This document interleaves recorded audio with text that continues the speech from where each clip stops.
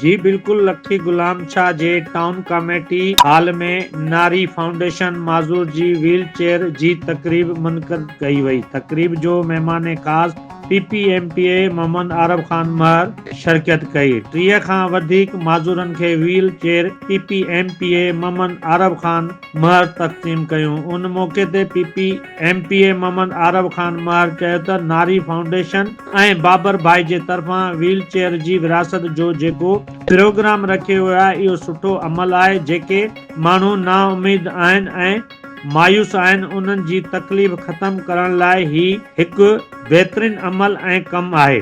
मां चाहींदुसि त नारी फाउंडेशन अञा सुठे नमूने कम खे वधाए, छो त अञा काफ़ी मुस्तहिक आहिनि। ही प्लेटफॉर्म तां अगर ॿी सहूलतूं बि आहिनि त उहे बि फ़राहम कनि। हिननि वटि अहिड़ो को ॿियो प्रोग्राम आहे त ॿुधाइनि। मां पाण ऐं सिंध गवर्नमेंट खां कोशिश कंदासीं त हिननि खे इहो प्रोग्राम प्रोवाइड कयूं त जीअं ही असां सां शाना बशाना हली सघनि, जीअं माज़ूरनि जी मायूसी खां ॿाहिरि निकिरनि। चेयरपर्सन बाबर भाई चयो त असीं निहायती शुक्रगुज़ार आहियूं PPMPA जन जो असांजे हिन प्रोग्राम में अची असां जे मान बख़्शियो। असां सॼे पाकिस्तान जीअं सिंध शिकारपुर में बि 30 व्हील चेयर विरायूं पिया। ही व्हील चेयर सुठी आहिनि। उहे खुशनसीब इंसान आहिनि जिन खे ही व्हील चेयर मिली रही आहिनि। नारी फाउंडेशन जे डायरेक्टर ज़ाहिदा काके पोटो चयो त नारी फाउंडेशन जी ही